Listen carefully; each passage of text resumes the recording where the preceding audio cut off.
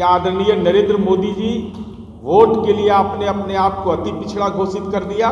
तो जननायक कर्पूरी ठाकुर को भारत रत्न दीजिए, विधानमंडल से प्रस्ताव गया, लेकिन भारतीय जनता पार्टी के कान में जूं तक नहीं रेंगता है। तो क्या नरेंद्र मोदी आपके मन में सामाजिक दुराग्रह है? हम इस बात को गंभीरता से उठाएंगे कि 10 दिन हो गए आदरणीय प्रधानमंत्री नरेंद्र मोदी जी जो अपने आप को अति पिछड़ा कहते थे,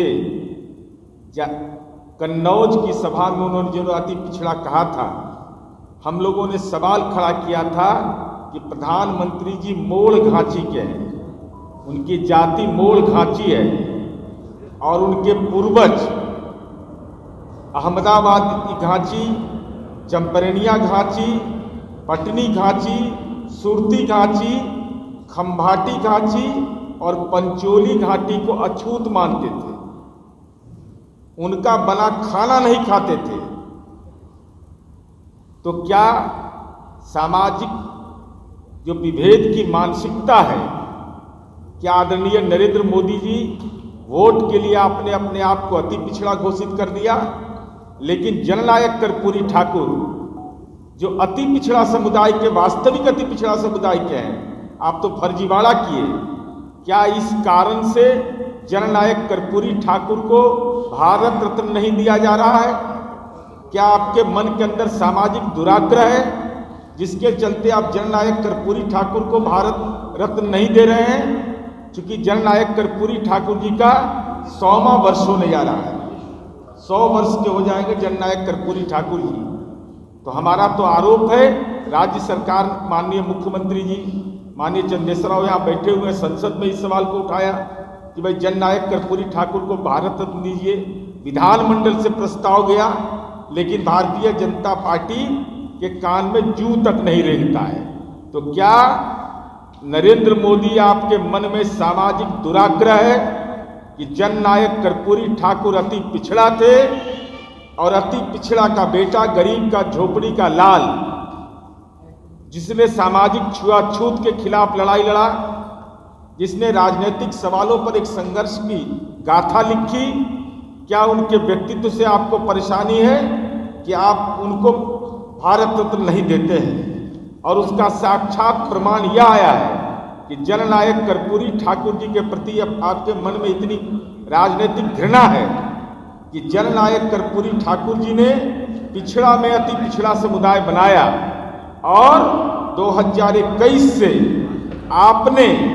आपकी केंद्र की सरकार ने पिछड़ा और अति पिछड़ा का कक्षा 1 से 8 तक छात्रवृत्ति केंद्र सरकार ने बंद कर दिया। शिक्षा का अधिकार, शिक्षा का निवाला छीनने का ये खतरनाक कोशिश केंद्र सरकार ने किया कि पिछड़ा और अति पिछड़ा का छात्रवृत्ति बंद कर दो, न बजेगा बांस न बजेगी बांसुरी।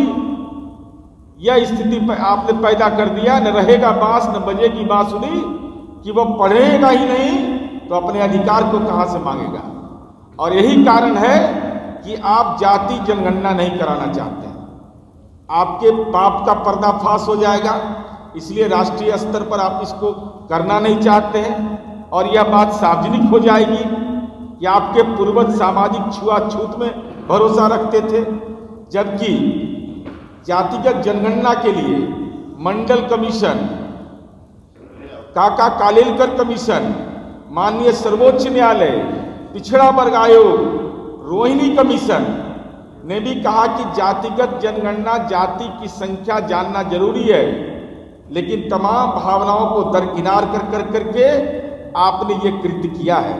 तो ये तमाम जो तथ्य हैं हम लोगों के बीच ले जाएंगे और यह भी बताएंगे कि भारतीय जनता पार्टी ने कैसे अप्रत्यक्ष रूप से जाति गणना को रोकने के लिए यहां से लेकर के सुप्रीम कोर्ट तक अपने बौद्धिक समर्थकों के द्वारा याचिका दाखिल करवाया। इंटरवेनर कोर्ट में बनते हैं, सुप्रीम कोर्ट में कैसे जातिगत सर्वे को रोकने के लिए इन लोगों ने जो कोशिश की है, इसका पर्दाफाश जिले में आभार सम्मेलन में करेंगे।